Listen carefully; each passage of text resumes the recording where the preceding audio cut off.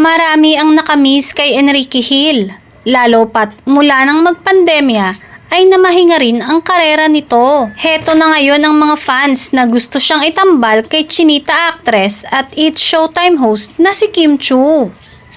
After linlang, may kasunod na kasi agad na proyekto si Kim sa Dreamscape Entertainment. Malakas ang bulong-bulungan na magbibida ito sa Philippine adaptation ng hit romantic Korean drama na What's Wrong with Secretary Kim.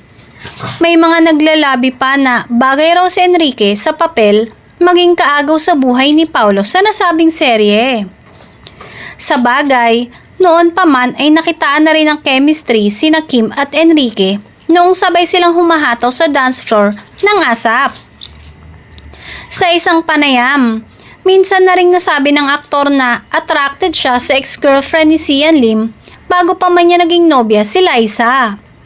Kung sakali nga namang matutuloy ang kombinasyong ito ng dalawa, panibagong tambalan ito. At for a change, aabangan din ito ng kanilang mga fans na na-e-excite sa kanilang kolaborasyon. May mga nagsabi na mas bagay nga si Kim dito, lalo pat single na ngayon at binata ang aktor.